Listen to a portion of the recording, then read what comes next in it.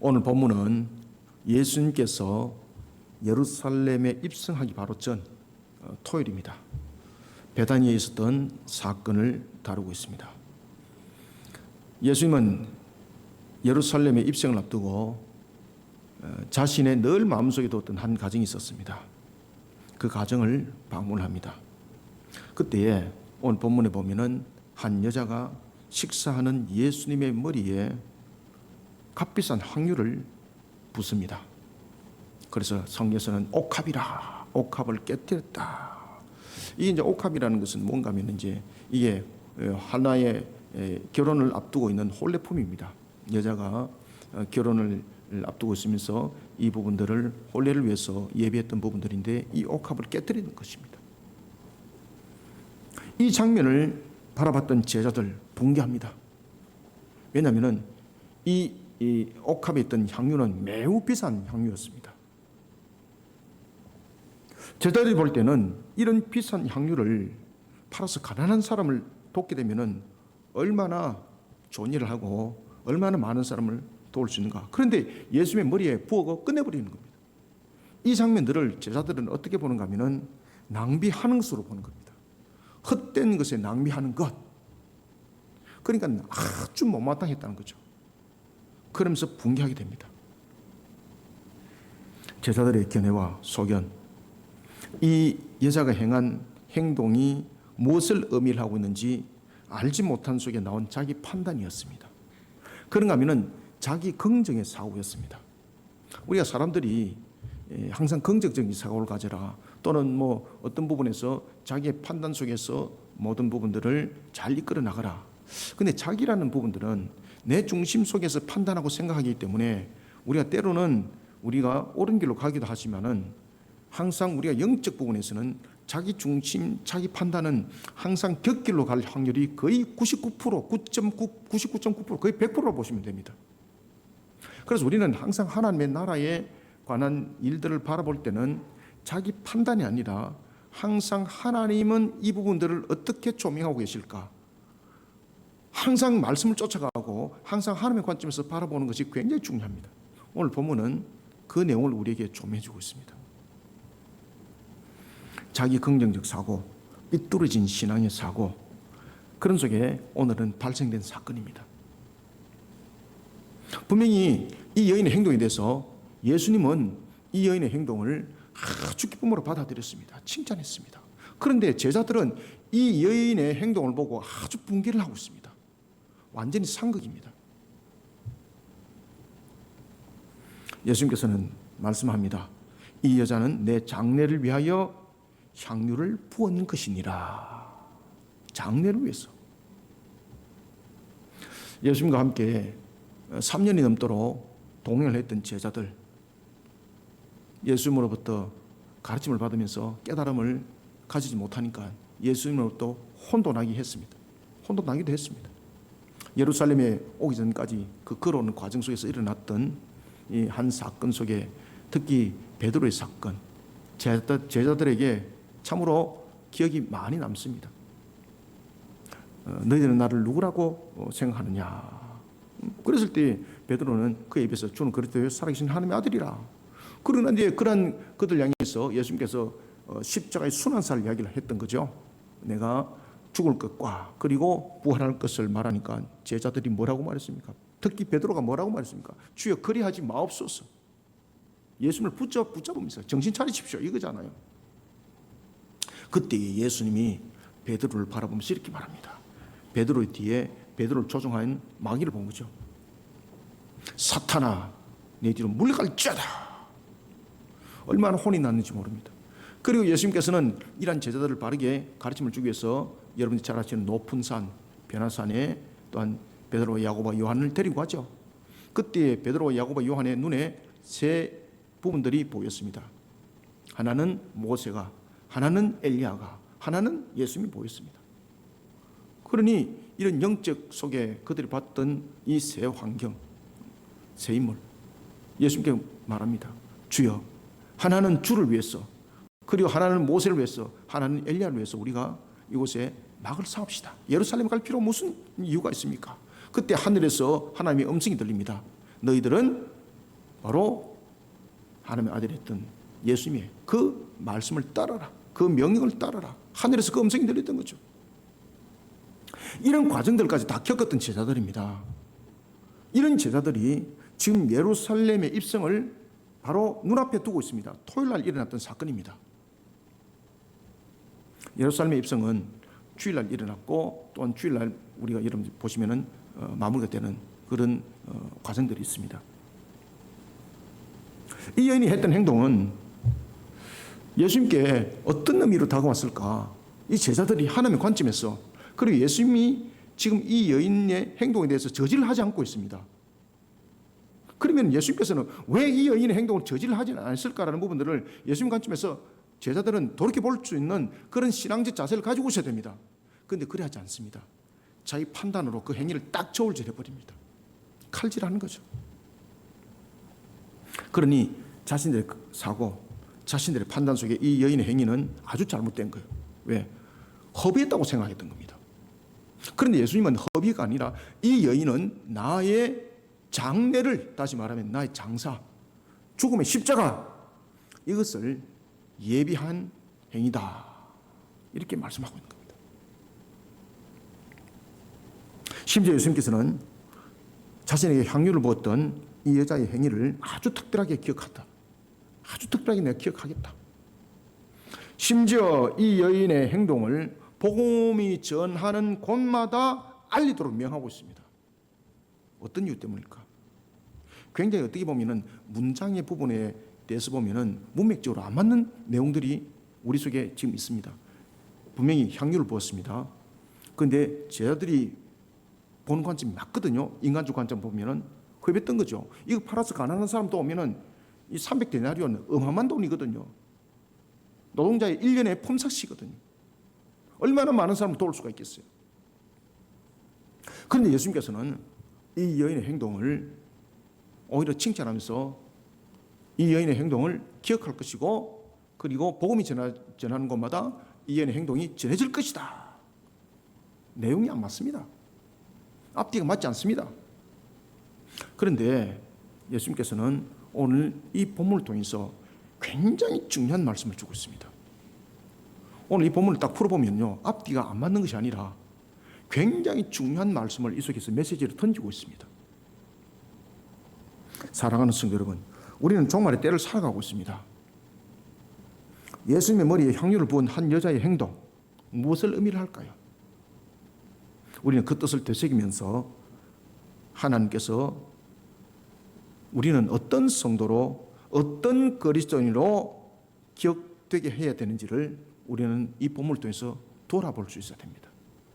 먼저 우리가 첫 번째 6절을 한번 함께 읽읍시다. 시작. 예수께서 베다니 나병 환자 시몬의 집에 계실 때에. 아멘. 자, 여러분들, 나병이라는 것은 우리가 속된 말로 말하면 우리 옛날에 이것을 무엇이라고 그랬습니까? 그렇지, 문둥병, 이걸 또 흰센병 이렇게 말하잖아, 그죠? 나병이라는 것은 아무도 함께하지 않습니다. 과거에 나병 환자였다는데 예수님께서 회복을 시켰다는 것이죠. 예수님께서는 모든 공생의 사역을 이제 마무리하면서 마지막으로 한 가정을 들리고자 했던 겁니다. 가장 자신에게 마음에 담았던 한 가정이 있었는데, 그 바로 한 나병 환자 시몬의 집에라고 말하고 있습니다. 이 집이 이제 누구의 집일까요, 여러분들요? 안에서 제가 다시 한번 더 말씀을 드리겠습니다. 우리는 6절부터 9절 통해서 먼저 첫 번째, 우리는 하나님께 어떻게 기억이 되어야 될까? 여러분들, 우리는 하나님께 어떻게 기억이 되어야 되겠습니까? 어떻게 기억이 되는 우리가 하나님의 기쁨이 되고, 그리고 그것이 우리의 모습 속에 참으로 은혜가 될까요? 먼저 첫 번째는요, 하나님의 때를 예비하는 일에 사람의 생각을 절대 앞세우지 마십시오. 사람의 생각을 앞세워서 평가하거나 판단했던 그런 영적 무지한 자로 하나님께 기억되면 안 됩니다. 지금 어떻게 기억되어야 되는가 하면, 헌신하고 섬기는 일에 누구보다 앞장섰던 자로 하나님께 반드시 기억되시길 바랍니다. 하나님이 나를 기억할 때, 헌신하고 섬겼던 자, 예를 들면 우리 윤봉수 목사님, 그렇지, 윤봉수, 그러면은 하나님 나라를 위해서 항상 헌신하고 섬겼던 자, 이렇게 기억이 돼야 되는 거예요. 하나님께 기억될 때에 아이고 그래 뺀실이라고 이거는 안 되는 거죠. 하나님은 전지하신 분입니다. 그리고 하나님은 전능하신 분입니다. 하나님은 우리의 겉과 속을 다 만드신 거 알고 계시죠? 10길의 물길은 우리는 찾아서 확인할 수 있지만은 한 길도 안 되는 사람의 마음은 우리가 앞과 뒤도 알 수 없다 그랬잖아요. 그런데 하나님은 다 전부 다 살피고 계세요. 이런 하나님께서 나를 어떤 자로 기억하기를 여러분 원하십니까? 아무리 가식적으로 행동해도 하나님은 그 본질을 알거든요. 그러니까 하나님 앞에는 속일 수가 없어요, 여러분들요. 하나님 앞에 제일 중요한 것은 진실해야 돼요. 솔직해야 돼요. 그래서 하나님 앞에는 잘못한 것이 있으면 항상 회개하고, 그리고 하나님의 나라를 위해서는 하나님께서 말씀하신 대로 늘 순종하는 자세, 그 속에 헌신과 섬김이 있는 거예요. 오늘 성경에 보면은 예수님께 향유를 부은 사건이 2번 등장하죠. 그죠? 성경에 보면은 예수님께 향유를 부었던 사건이 보면은 누가복음에도 등장하죠. 누가복음 7장 36절에 보면은 한 여자가 향유를 부었던 사건이 있는데, 이 사건과 오늘 이 본문의 사건은 다른 사건입니다. 누가복음 7장 36절에 한 여자가 향유를 부었던 사건은 예수님이 3년의 공생애를 시작할 초기 사건입니다. 그러니까 3년이 턱이 다른 겁니다. 장소도 다릅니다. 첫 번째 이 향유를 부었던 사건은 가버나움에 있었던 사건입니다. 가버나움. 장소가 완전 다릅니다. 그리고 오늘 본문에 있었던 이 사건은 고난의 십자가를 지시기 바로 전에 예루살렘의 입성을 앞두고 일어난 공생애의 말기 사이입니다. 그러니까 3년이라는 격차가 생기는 거죠. 장소도 다릅니다. 첫 번째에 향유를 부었던 사건은 가버나움이었다면 지금의 사건은 베다니입니다. 베다니는 예루살렘 바로 인근에 있습니다. 예루살렘에 들어가는 그 입구 쪽에 베다니가 있습니다. 이 사건은 요한복음 12장에 등장하는 향유 사건이 있습니다. 그 사건과 같이 연결이 됩니다. 요한복음 12장 3절의 사건과 관련이 있습니다. 따라서 이 여자는 누군가? 여러분이 잘 아시는 바로 나사로의 누이입니다. 나사로의 누이자 마르다의 동생인 마리아로 추측이 됩니다. 이 여자가 식사하는 예수님께 부은 향유, 제자들이 얼마나 계산을 잘하는지 잘 보십시오. 얼마나 판단이 빠른지. 300데나리온, 예수님께서 말씀 안 했거든요. 그리고 또 여자가 향유를 보면서 이거 300데나리온의 가치입니다 라고 말하지 않았거든요. 지금 제자들이 판단했어요. 저 정도 되면 300데나리온 돼. 그리고 특히 이제 향유를 벗을 때 냄새를 딱 맡았을 것 아니에요. 이거 굉장히 고급이야. 이거 굉장히 비싼 것이야. 그 정도 양이면 300데나리온을 충분히 받을 수 있어. 당시에 노동자의 1년 소득이 300데나리온이 되지 못했습니다. 노동자의 1일의 그 노동 대가가 1데나리온이라면 이 300데나리온은 우리가 1년을 노동을 해서도 벌 수 없는 돈입니다. 그래서 우리가 간략하게 볼 때 1년에 한 사람의 노동자의 품삯이라, 연봉입니다. 한 사람 연봉. 연봉이라 이렇게 말을 하고 있는 겁니다. 굉장히 큰 액수죠. 이것을 예수님의 머리에 한 방에 붓고 끝내버린 거예요. 예수님의 머리에 한 방에 붓고 끝내버린 거예요. 야, 간도 크지, 그죠? 배포도 있고. 예수님의 머리에 부은 향유가 머리를 흘러서 발끝을 적십니다. 식사 자리였습니다. 이 장면을 목격한 가룟 유다를 비롯한 제자들, 여자의 행위가 어떻게 보였을까요? 그래서 우리는 하나님의 나라를 위해서 일을 할 때에, 우리가 신앙을 할 때에 항상 우리의 관점들이 사람이 가지고 있는 이 사고 속에서 판단하는 것은 매우 위험합니다. 주님은 이것을 어떻게 하면 기뻐할까? 그러니까 항상 신앙은 기도가 참 중요하고 말씀의 바탕을 이루고 있는 기도가 굉장히 중요한 거죠. 여자의 행위를 적극적으로 본 겁니다. 어리석은 행위로 본 겁니다. 그리고 값비싼 향유를 허비한 헛된 행동으로 봤습니다. 세 가지 행동으로 봤죠. 적극적, 어리석음, 헛된. 이게 제자들의 판단이었습니다. 이런 제자들이 붕괴한 거예요, 여러분들요. 쉽게 말하면 붕괴했다는 것은 자신들의 논리죠. 그죠? 자신들의 공의, 자신들의 정의, 이런 부분들로 지금 계산한 거죠. 그렇게 해서 붕괴함은, 자신들이 붕괴함은 정당한 것으로 지금 표현하고 있는 겁니다. 그러면서 뭐라고 말합니까? 비싼 값에 팔아 가난한 사람에게 줄 수 있는 것을 허비했다라고 붕괴하고 있습니다. 이 내용을 요한복음 12장이 좀 더 자세히 다루고 있습니다. 요한복음 12장 4절부터 6절에 하면은 이와 같이 말한 제자가 누구일까요? 가룟 유다입니다. 가룟 유다가 앞장서서 그 이야기를 했습니다. 그런데 그 이야기는 가룟 유다만이 아니라 제자들도, 다른 제자들도 그렇게 생각을 하고 있었습니다. 그래서 제자들이라고 말하는 겁니다. 그리고 요한은 이런 가룟 유다의 행동을 조금 더 확대시켜서 조명하여서 그렇게 기록한 것입니다. 그러면 정말로 가룟 유다가 이와 같이 말한 것은 가난한 사람들을 돕기 위한 용도로 이 향유가 사용했으면 좋았을 것이다라는 그런 아쉬움에서 그 말을 했을까요? 요한복음은 그것이 아니라고 이야기를 다 하고 있습니다.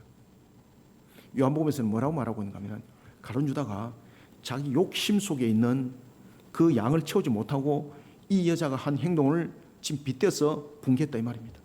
다시 말하면 회개를 맡고 있는 자신과 상의하지 않고 행동한 것에 대해서 붕괴한 거죠. 여기에 더하여 값비싼 향유를 아까워하고 있는 제자들 영적 무지함이 함께하고 있었습니다. 6절부터 9절 세 절 함께 읽습니다. 시작. 예수께서 베다니 나병 환자 시몬의 집에 계실 때에 한 여자가 매우 귀한 향유 한 옥합을 가지고 나와서 식사하시는 예수의 머리에 부으니 제자들이 보고 분개하여 이르되 무슨 의도로 이것을 허비하느냐 이것을 비싼 값에 팔아 가난한 자들에게 줄 수 있었겠도다 하거늘. 아멘. 우리가 방금 읽었던 이 네 절에 대한 부분들이 보면은 의도와 판단과 생각이 다 다르다는 거죠. 저 사람이 어떤 의도로 저랬을까라는 부분들. 근데 예수님이 지금 이 부분들을 거절을 하지 않고 막질 않잖아요. 그죠? 예수님이 제가 앞에도 서두에 말씀드렸죠. 예수님은 여러분 잘 아시는 것처럼 하나님이지 않습니까? 그죠? 성자 하나님. 그러면 이 여인이 이 향유를 지금 붓고자 하는 이 마음이 어떤 마음에서 어떤 의도에서 향유를 붓고 있다는 것을 사람에게 말은 안 했습니다. 그런데 하나님은 그 마음을 읽었을까 안 읽었을까요? 이미 다 읽었어요. 그래서 예수님께서 저지하지 않아요. 그럼 제자들은 예수님께서 왜 그것을 저지하지 않았을까를 예수님의 관점에서 바라볼 수 있어야 돼요. 3년에 교육받았는데 지금까지 오기 전까지 여러분이 잘 아시는 것처럼 얼마나 큰 사건들이 많았습니까? 그죠? 오병이어 기적의 사건, 칠병이어 기적의 사건, 무리를 걸었던 사건들, 바람과 파도를 잔잔하게 했던 사건들, 죽은 나사로 살렸던 사건, 어마어마한 사건들이 제 헤아릴 수 없는 거잖아요. 그런 예수님이 지금 이 향유를 붓는 것을 막지 않습니다. 예수님도 이 향유를 팔으면 많은 사람들을 도울 수 있다는 것 누구보다 더 잘 알고 있습니다. 그런데 예수님께서 이 여인의 행동을 저지하지 않습니다. 왜 그럴까요? 그런 예수님의 관점 속에서 제자들은 생각을 해봐야 되고 돌이켜봐야 되고 그리고 또한 예수님께 질문도 해봐야 되는 겁니다. 그런데 판단을 다 해버렸습니다. 그죠? 자신들의 잣대로 저울질하고 칼질을 딱 해버렸던 거죠. 이것을 팔으면 300데나리온을 받을 것이고 가난한 사람을 많이 도울 것인데 왜 이렇게 헛된 짓을 하냐 이러면서 붕괴합니다. 그 마음속에는 무엇이 있었습니까? 그 마음속에는 요거 팔아가지고 목돈 되면은 내가 좀 땡가 먹을 수도 있는데 이 여인의 행동을 통해서 지금 나에게 돌아올 수 있는 유익은 아무것도 없구나. 그래서 요한복음이 그 이야기를 딱 하잖아요.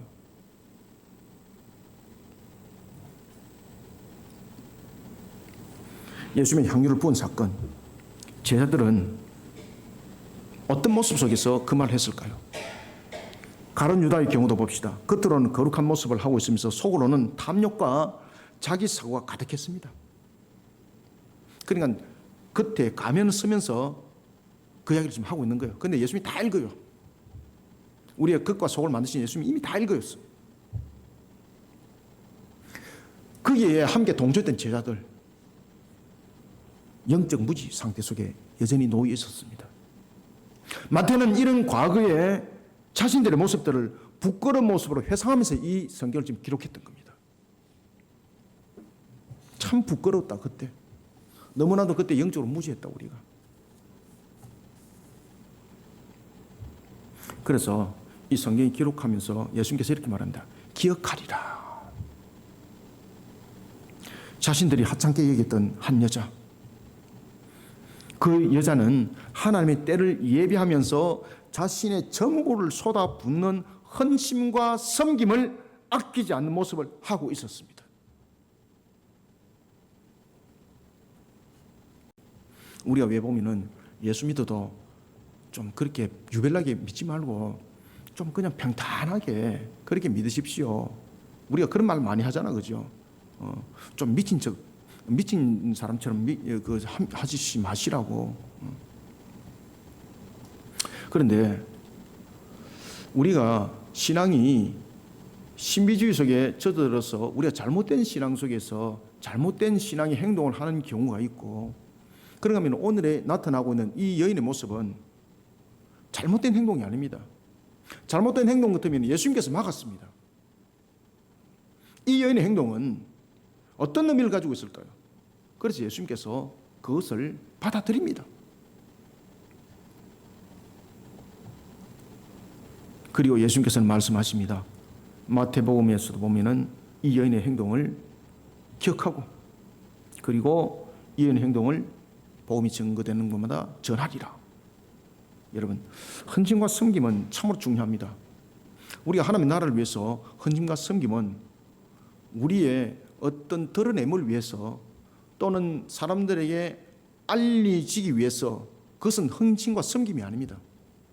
헌신과 섬김은 뭔가 하면은 하나님의 뜻을 이루는 측면에서 진짜 빛도 없이 이름도 없이 행하는 것입니다. 이것 하면은 누가 잘 알아줄 것이야. 그는 이미 자기의 영광입니다. 그것은 헌신과 섬김이 아닙니다. 마태복음 25장 35절 이하에 따르면은 하나님의 때를 위해 헌신과 섬기는 일에 앞장섰던 자를 하나님은 잊지 않는다고 말하고 있습니다. 여러분, 거두려 그러면 심을 것이 있어야 됩니다. 심은 것이. 그죠? 심었는데 자기가 수확을 다 거두가 버립니다. 자신이 심어가지고 자신이 영광을 받으려고 그러잖아요. 그러면은 이미 자신이 거두간 것이기 때문에 하나님으로부터 받을 영광은 없습니다. 우리가 신앙을 하면서 자신의 영광을 위해서 또는 자신이 잘 알려지기 위해서 자신이 유명한 자가 되기 위해서 뭔 일을 했다. 그러면 그것은 주님의 일이 아닙니다. 자기의 일입니다. 그것은 주님으로부터 받을 은혜 아무것도 없습니다. 오히려 징책받을 일입니다. 헌신과 섬김은요, 빛도 없이 이름도 없이 주님의 나라를 위해서 행하는 겁니다. 사람들은 인정해 주지 않습니다. 사람들은 알지 않습니다. 그러나 하나님은 다 기억합니다. 그래서 하나님이 기억하는 자가 되어야 됩니다. 심은 자는 거둘 곳이 있습니다. 하나님의 나라를 위해서 헌신과 그리고 섬김은요, 거둘 곳이 있습니다. 그런데 헌신과 섬김이라고 말하면서 자신의 영광을 드러내는 그런 계획들은요, 나중에 거둘 곳 아무것도 없습니다. 하늘에 상급도 없습니다. 이미 주님께서도 말씀하지 않습니까? 마태복음에서 이미 자신이 영광을 받았기 때문에 하늘로부터 줄 상급 아무것도 없다. 고린도후서 9장 6절도 증가합니다. 적게 심은 자는 적게 거두고 많이 심은 자는 많이 거둔다고 하였습니다. 그리고 갈라디아서 6장 8절도 증가하고 있습니다. 자신의 육체를 위하여 심은 자는 육체로부터 썩어질 것을 거두고 성령을 위하여 심은 자는 성령으로부터 영생을 거두리라. 아멘. 하나님의 때를 예비하는 일에 사람의 생각을 앞세워 평가하고 판단했던 영적 무지한 자는 거둘 것이 없습니다. 하나님의 때를 예배하는 일에 헌신하고 섬기는 일에 누구보다 앞장섰던 자로 하나님께 기억되는 우리 모두가 되길 소원합니다. 그 다음에 두 번째는 우리가 어떻게 하나님께 기억이 되어야 되는가. 10절을 함께 읽습니다. 시작. 예수께서 아시고 그들에게 이르시되 너희가 어찌하여 이 여자를 괴롭게 하느냐. 그가 내게 좋은 일을 하였느니라. 아멘. 자, 지금 그들이 붕괴했죠. 지금 이 여인을 지금 질타를 했죠. 그죠? 예수께서 보십시오. 10절에서 그들이 어떤 마음으로 이렇게 말했지 다 알고 있다는 겁니다. 우리의 겉과 속을 만드신 하나님께서. 그러면 가룟 유다가 그렇게 한 마음은 어떤 마음이었을까요? 탐욕 속에 있는 것, 물질관 속에 있는 것들, 그 다음 자기 사고 속에 있는 것들 다 이미 지금 하나님께서, 예수는 하나님이잖아요. 다 읽으셨다는 거죠. 그래서 아시고 지금 그 얘기를 딱 한다는 거죠. 모르고 말하는 것이 아니라. 전부 다 이중적이었죠. 왜 우리가 양의 탈을 쓴 일이라 그러잖아, 그죠?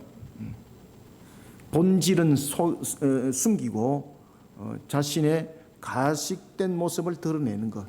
이 제자들이 딱 모습이 그랬습니다. 그 중에 대표격이 가룟 유다였죠. 그것을 우리는 이중적 모습이라고 말합니다. 예수님께서 다 하셨다는 거죠. 이중적 모습. 우리는 어떻게 하나님께 기억돼야 되는가? 두 번째는 10절부터 12절입니다.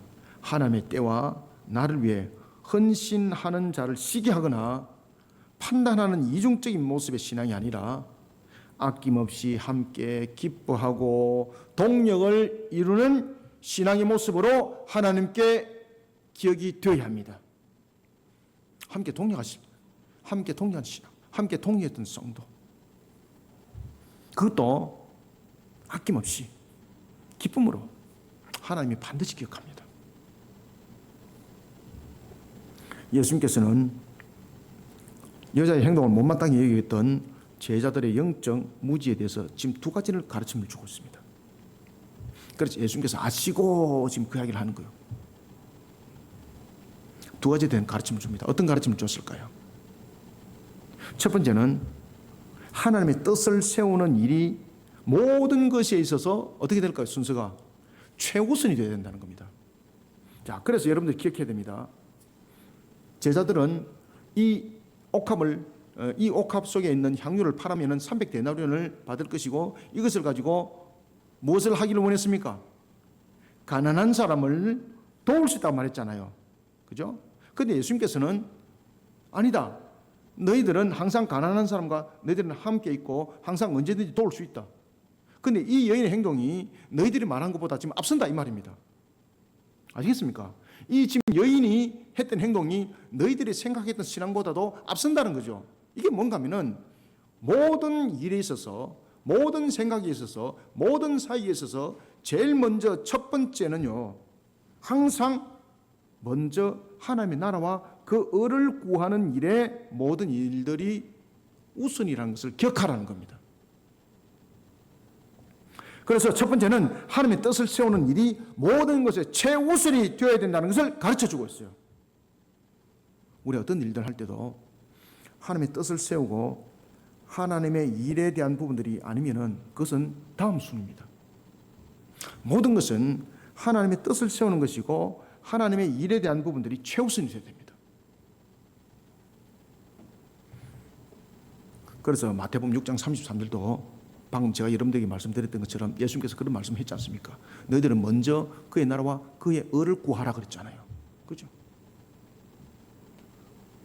그 나라와 그의 의를 구했을 때는 뒤에 문제들은 함께 해결되어지고 회복되어지는 거예요.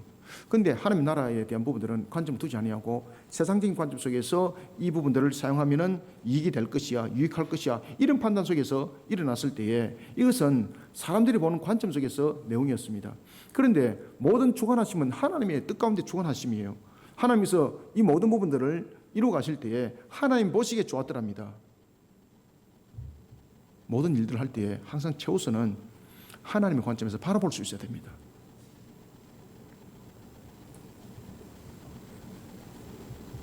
우리가 계명을 보십시오. 하나님께 주신 계명을 보십시오. 제일 첫 번째 계명이 어디로부터 출발합니까? 하나님을 바르게 섬기라고부터 출발하죠. 그렇지 않습니까? 그 계명의 순서를 잘 보시기 바랍니다. 하나님이 주신 계명, 항상 하나님을 먼저 생각하고 하나님의 일을 먼저 생각하는 그런 모습, 하나님을 먼저 바라보고 하나님의 일을 먼저 생각하고 이런 신앙의 모습을 지금 가르치고 있습니다.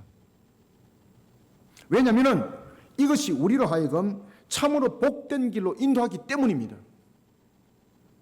하나님은 화복이 죽은 자잖아요. 그죠? 그래서 하나님 보시기에 좋았더라. 이 속에 우리의 복이 있는 겁니다. 그것을 가르쳐 주는 거예요, 여러분들요. 그 순서 똑바로 하라는 겁니다. 그래서 우리가 웨스트민스터 대여론문답, 소여론문답 우리 공부했죠? 제1문이 무엇이라고 질문 던졌습니까? 사람의 제일의 목적은 무엇인가라는 거예요. 우리가 살아가는 존재적 측면에서 우리는 이 땅에 있는 이유가 무엇인가를 먼저 깨달았다는 거죠. 그때 그 답은 무엇이었습니까? 하나님의 영광을 위해서, 그리고 그분을 찬양하고 경배하는 측면에서 우리는 이 땅에 존재할 이유가 있습니다 라고 답을 주고 있잖아요. 항상 우리는 먼저 하나님을 바라보고 하나님의 일을 먼저 생각하는 신앙, 이것이 우리들의 본인의 모습입니다. 그래서 지금 제자들은 가난한 사람을 돕는 것을 먼저 이야기를 했습니다. 그런데 예수님께서는 그것이 아니라는 거죠. 이 여인의 행동이 너희들보다 앞선다는 거죠. 그것을 가르쳐주고 있는 거예요. 그러니 가난한 사람들은 너희들과 항상 함께 있고 나는 이제 곧 떠난다는 거죠. 그리고 이 여인의 행동은 나를 장사하는, 내가 십자가를 지는 측면에서의 지금 향유를 부은 일이다. 그러면 이 여인의 행동은 무엇으로 봤다는 겁니까? 헌신과 봉사 속에서도 이 여인이 했던 일들은 어떤 내용들인가 하면 하나님의 때와 하나님의 나라를 위해서 먼저 모든 것을 먼저 생각하고 먼저 바라봤다는 거죠. 그러니 이 여인의 행동이 칭찬받을 수밖에 없는 거예요. 저와 여러분들이 항상 하나님을 먼저 바라보고 하나님의 일을 먼저 생각하고 이런 신앙 속에 있다면은 하나님이 이 여인을 칭찬했던 것처럼 저와 여러분들을 칭찬할 것입니다. 내가 너를 기억한다. 그런데 이중적인 모습으로 가식적으로 사람들이 볼 때는 하나님을 섬기고 하나님을 먼저 생각하는 것보다는 가난한 사람들을 먼저 돕고 이런 것이 세상 사람들의 관점에서 보면은 저 사람의 행동이 맞아 이렇게 말할 수 있어요. 그런데 하나님은 우리에 대해서 바른 것을 알아라는 거예요. 그래 우리가 이 신앙 고백적 측면에 안에 있는 내용들도 우리가 잘 깨달아야 될 것이 있습니다. 사람의 제일 목적은 무엇인가? 우리가 이 땅에 세워지고 이 땅에 살아가는 목적은 무엇인가? 그죠? 그래 우리는 하나님께 영광을 돌리고 하나님을 예배하는 부분들로서 모든 부분들 첫 출발이 되어야 되고 모든 부분들 그 완성된 모습으로 가야 되는 것이지, 어떤 우리가 세상 쪽에 있는 것에서 뭔가 누리고 또는 세상적인 부분에서 뭔가를 판단해서 사람들에게 유익을 취하고 이것은 그 다음 단계라는 거죠. 항상 무엇이 제 1순위인가를 기억하라는 거예요. 1순위와 2순위가 바뀌면 안 됩니다. 로마서 8장 8절로 말씀을 주고 있습니다. 로마서 8장 8절의 말씀처럼 생각과 행동이 자신의 육신의 일을 도모하는 것에 머물러 있는 자는 하나님을 기쁘시게 할 수 없습니다.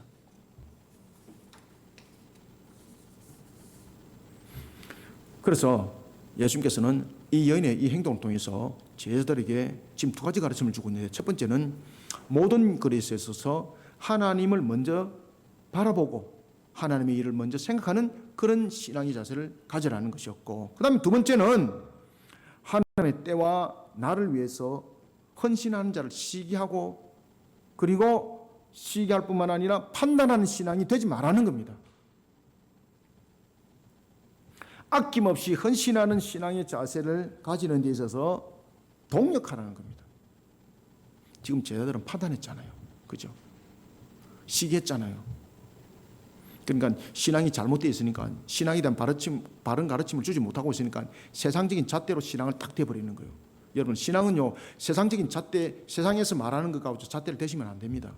신앙은 하나님의 말씀으로 잣대를 대야 됩니다. 그래서 하나님의 때와 나를 위해서 헌신하는 자를 시기하지 말고 판단하는 신앙이 아니라 아낌없이 헌신하는 신앙에 함께 동력을 이루라는 거예요. 동력을 이루라. 칭찬해주고 함께 힘쓰고 애써주고 이런 동력을 이루라는 거예요. 10절부터 12절을 읽습니다. 시작. 예수께서 아시고 그들에게 이르시되 너희가 어찌하여 이 여자를 괴롭게 하느냐. 그가 내게 좋은 일을 하였느니라. 가난한 자들은 항상 너희와 함께 있거니와 나는 항상 함께 있지 아니하리라. 이 여자가 내 몸에 이 향유를 부은 것은 내 장례를 위하여 함이니라. 아멘. 가난한 자들의 구제를 빌미로 하나님의 뜻을 이루는 사역이 회방받는다면 구제가 의미하는 진정한 뜻을 훼손시키는 결론이 됩니다. 구제한다는 명목으로 하나님의 일을 회방합니다. 그러면 그 의미 없습니다. 세상적인 판단으로서는 그것이 맞다고 말하지만은 그것은 절대 하나님으로부터 칭찬받지 못합니다. 구제가 의미하는 진정한 뜻을 훼손시키는 겁니다. 하나님의 때와 나를 위해 헌신하는 사역은 모든 사역의 최우선이 되어야 합니다. 그리고 하나님의 때와 나를 위해 헌신하는 자를 시기하거나 판단하는 이중적인 모습의 신앙은 절대 은혜가 되지 않습니다.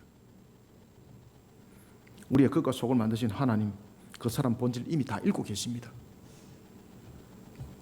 하나님의 때와 나를 위해 헌신하기를 아낌없이 그리고 함께 기쁨으로 동력을 이룬 신앙의 모습, 이것이 저와 여러분들의 모습이 되어야 되고 이런 모습이 하나님께 기억이 되고 그리고 또한 이런 모습을 하나님께 기쁨으로 영광을 올려드리는 우리의 모습들이 되기를 소원합니다. 그 다음에는 세 번째는 우리가 어떻게 하나님께 기억이 되어야 되는가. 13절을 함께 읽습니다. 시작. 내가 진실로 너에게 이르노니 온 천하에 어디서든지 이 복음이 전파되는 곳에서는 이 여자가 행한 일도 말하여 그를 기억하리라 하시니라. 아멘.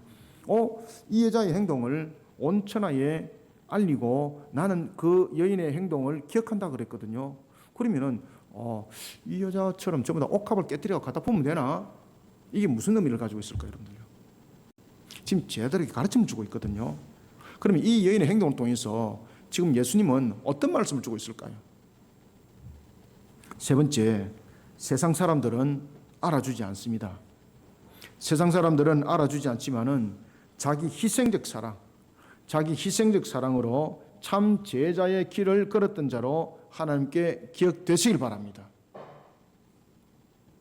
세상 사람들은 알아주지 않습니다. 그렇지만은 지금 이 여인의 행동은 자기 희생적 사랑이거든요. 이게 바로 제자도의 길이라는 겁니다. 이런 희생적 사랑이 제자도의 길이라는 것을 예수님은 기억한다는 거죠. 그리고 또한 이런 희생적 제자도의 길들을 사역을 통해서 펼쳐나가라는 겁니다. 제자들은 영적으로 무지에 사로잡혀 있다 보니 여자의 행동을 못마땅하게 여깁니다. 제자들이 이런 모습을 하고 있는데 하물며 세상 사람들은 이 여자의 행동을 어떻게 보겠습니까? 세상 사람들이 만약에 본다면은 미쳐도 분수가 있지, 완전히 돌았구만, 뭐 이런 이야기가 나오지 않겠습니까?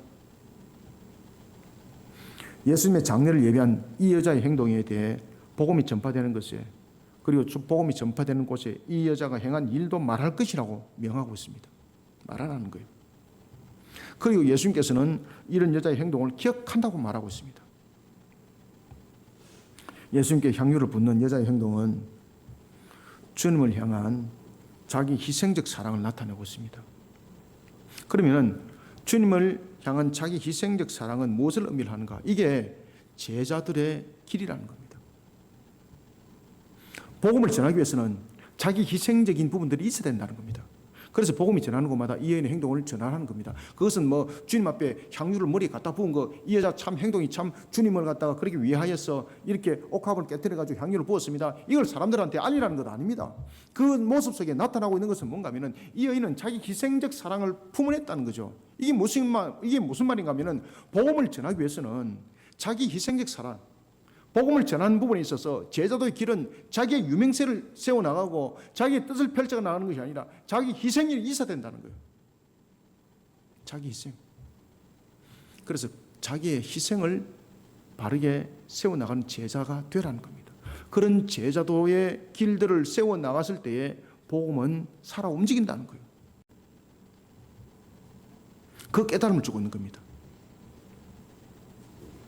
자기 희생적 사랑, 그것이 복음이 전해지는 곳에 제자들이 해야 될 행동이라는 겁니다. 제자들은 바리새인들처럼 대접을 받기를 원하고 또한 자신이 권위와 권세를 내세우기를 원하고 그것은 자기 희생적 사랑이 아니라는 겁니다. 그렇게 해서는 복음이 살아서 움직이지 못한다는 겁니다. 결국은 복음은 영적 전투거든요. 이 영적 전투 현장 속에서는 자기 희생적인 부분들이 반드시 드러날 수밖에 없어요, 여러분들요. 우리가 복음을 전하는데 가지고 벼슬 하는 일 없지 않습니까? 사도 바울도 복음을 전하다가 형장이 이슬로 사라졌습니다.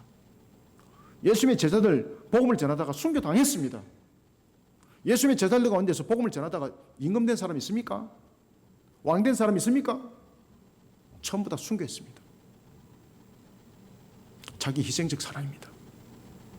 그래서 복음이 전해지기 위해서는, 그리고 또한 복음이 전해지는 곳마다 이 여인의 모습을 이야기를 하라는 것은, 그리고 또한 이런 여인의 모습을 하나님께서 기억한다는 것은 복음이 증거되는 속에는 자기 희생적 사랑 사역이 있어야 된다는 겁니다. 왜냐하면 영적 전투가 있기 때문입니다. 마귀는 복음이 증거되는 것을 기뻐하지 않습니다. 왜? 복음이 증거될 때에 자기의 종말의 심판이 다가오니까. 그러면 결국은 영적 전투가 일어날 수밖에 없는 겁니다. 자기 희생적 사랑이 있어야 되는 겁니다. 그 속에 순교가 있는 겁니다. 그 속에 고난이 있는 겁니다. 그 속에 핍박도 감내하는 인내 신앙이 있는 겁니다. 그것이 자기 희생적 사랑입니다.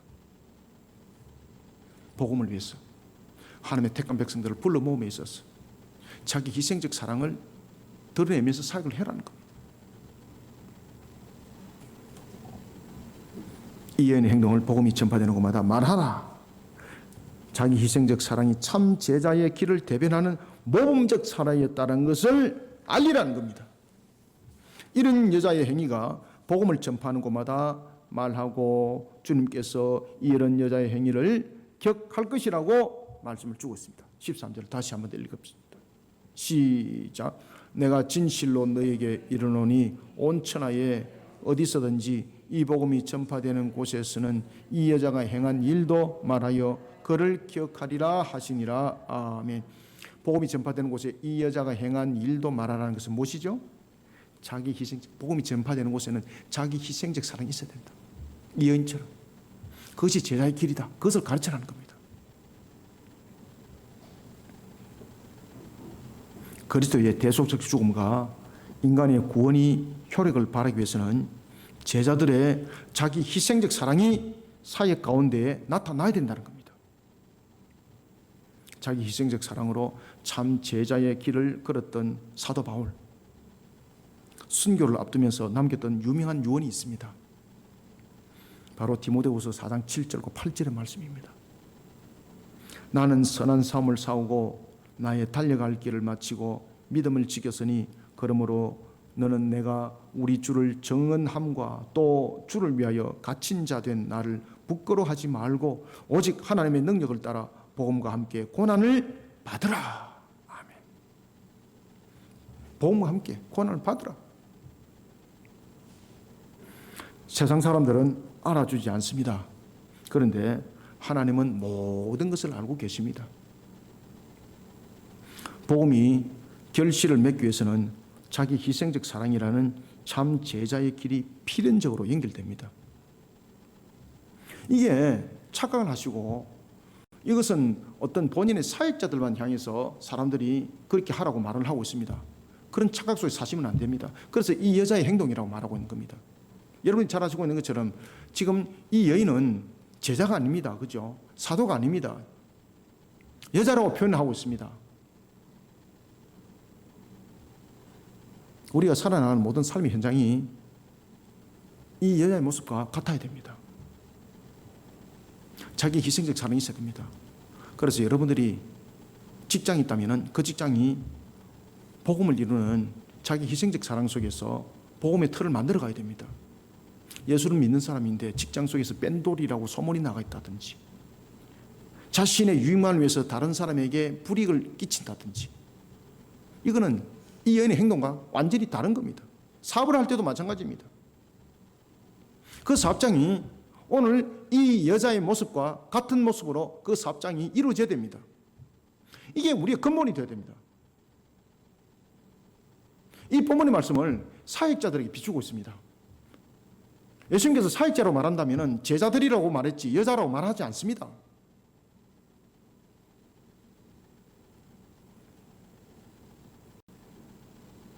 우리는 항상 신앙을 할 때에 항상 내 당사자 입장에서 그 말씀을 받아들이셔야 됩니다. 그것은 남의 말이야. 그것은 사역자들의 말이야. 은혜 받는 것은 자기에게 전부 다 해당 다 되고, 고난 받는 것은 남의 일이고, 지금 예수님께서 그 말씀을 하고 있지 않습니다. 세상 사람들은 알아주지 않습니다. 자기 희생적 사랑으로 참 제자의 길을 걸었던 자로 하나님께 기억되는 우리 모두가 되기를 소원합니다. 말씀을 맺습니다. 하나님께 기억될 때에 가룟 유다와 같은 자로 기억되면 안 됩니다. 세상에서 유명하지는 않지만 하나님의 때를 예배한 일에 헌신하고 그리고 자기 희생적인 사랑으로 앞장섰던 자로 하나님께 우리는 기억이 되어야 됩니다. 우리는 이런 자세로 사명과 사역을 감당하는 자리에 자신을 세워야 됩니다. 유명한 자가 되려고 힘쓰다 보면은 반드시 사건 터지게 되어 있습니다. 그렇죠? 우리가 유명한 자가 되기 위해서 힘쓰고 애쓰는 자가 아니라 하나님의 때를 위해서 이 여인처럼 하나님께 기억을 남기는 자가 됩시다. 아무도 알아주지 않지만 하나님은 알고 계십니다. 그래서 우리가 신앙을 할 때는 항상 하나님을 바라보셔야 됩니다. 남들이 이렇게 하니까 따라서 배우는 것도 있습니다. 좋은 것만 배우시길 바랍니다. 신앙은 좋은 것만 배우셔야 됩니다. 그래서 예수님께서도 바리새인들 향해서 그런 말씀을 주고 있지 않습니까? 제자들 보고 뭐라고 말하고 있습니까? 그들은 율법을 지키는 부분에 대해서 너희들이 배울 것은 있다. 그런데 그들의 속은 배우지 마라. 그 전부 다 가식이다.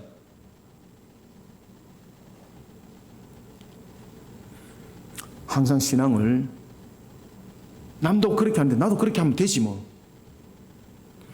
하나님이 기억합니다. 우리는 항상 하나님의 관점 속에서 돌이켜보고 생각하고 뜻을 세워나가는 일들이 되어야 합니다. 우리의 삶도 그렇게 살아가야 됩니다. 그래야만이 세상이 바뀌는 겁니다. 이 나라 보십시오. 예수 믿는 사람들이 얼마나 많습니까? 안 바뀌잖아요. 왜 안 바뀔까 여러분들요? 신앙의 삶들을 안 살아가는 거예요 여러분들요. 그런데 사업을 하는데 직장을 생활을 하는데 신앙을 살아갔던 사람들 보십시오. 주변을 변화시키잖아요. 우리가 많이 보잖아요. 영향력 있잖아요 그런 사람들. 그런데 껍데기만 안 변합니다. 우리는 하나님께 기억을 남겨야 합니다. 이 여인처럼 말입니다. 이 여인처럼 하나님께 기억을 남겨야 합니다. 내가 어떤 위치에 있든 어떤 형편에 있든 어떤 환경에 있든 아무도 알아주지 않습니다. 그렇게 하면 내 손해야. 300데나리온을 깨뜨렸습니다. 금액으로 말하면 손해입니다. 손익분기점으로 따지면 손해입니다. 회계학적으로 말하면 절대 하면 안 됩니다. 그런데 예수님이 그것을 거부하지 않습니다. 그것을 받아들입니다. 하나님의 관점에서 하나님의 뜻을 먼저 기억하고 하나님의 방식 속에 우리는 기억이 되어야 되는 것입니다. 이름도 없이 빛도 없다 그래서 야 이거 했으면 못하는가? 이 무의도직한 것 아닌가? 그래도 좀 뭔가 하면은 좀 빛깔도 나고 세상 사람들도 좀 알아주고 또 교회에서 섬겼는데 좀 세상 사람들처럼 좀 교회 내에서도 좀 많이 좀 알아주고 그걸 바라지 마시길 바랍니다. 그러면 이미 그 사람은 영광 다 받은 겁니다. 자기가 상급 없습니다. 어떤 일들을 하든지 우리는 항상 하나님의 관점에서 바라보고 하나님의 일을 먼저 생각하고, 그러면서 이름도 없이 빛도 없이 우리는 섬김의 자리에, 헌신의 자리에 오늘 본문에 나타나고 있는 것처럼 주님께서는 기억한다는 거죠. 오직 하나님만을 바라보며 달려가는 우리 모두가 되기를 주님의 이름으로 축원합니다. 하나님 감사합니다. 주님께서 오늘도 우리에게 주신 말씀, 생명의 꼴의 말씀, 살아 움직이는 말씀이 되게 하여 주옵소서. 오늘도 하나님이 기억하는 이 여인의 모습, 우리 모든 성도들의 신앙의 모습들 되기를 소원합니다. 우리의 걸어가는 한 걸음 한 걸음들마다 참으로 세상 사람들이 판단해 줄 것을 보고, 또한 세상에서 얻을 것을 바라보고 신앙하고 삶을 살아가는 자들이 되지 않게 하여 주옵소서. 항상 하나님을 먼저 바라보고 하나님의 관점에서 생각하고 그런 속에 모든 것을 이루가는 자들이 되기를 소원합니다. 이런 가운데 우리 모든 성도들이 신앙으로 일치월장할 때에 그들 삶도 하나님께서 부어주시는 감람나무, 무화과나무, 포도나무가 될 줄 믿습니다. 하나님께서 이렇게 세우시는 가정이 되게 하여 주시고 산업이 되게 하여 주시고 생활이 되게 하여 주옵소서. 우리의 신앙 속에 하나님이 기억이 남겨지기를 원합니다. 하나님의 나라를 세운 자로 우리는 빛도 없이 이름도 없이 오직 주님의 뜻을 세우는 일에 하나님 앞에 남겨지기를 원합니다. 세상 사람들 속에, 또한 세상의 유익으로 따진다면 300데나리온의 옥합 깨뜨린 것은 허비한 일이었습니다. 세상적인 부분에 대해서 신앙을 하는 것이, 또한 하나님의 뜻을 세워나가는 것이 손해라고 판단되어질지라도 하나님의 관점 속에서 이 모든 부분들은 우리가 준행해 나가야 될 것이고 지켜내 나가야 될 것인 것을 다시 한 번 더 되새겨봅니다. 하나님, 오늘도 이 말씀 속에 우리 모든 성도들에게 깨달음을 주시고 은혜를 주시고 하나님의 모습 속에 닮아가게 하여 주옵소서.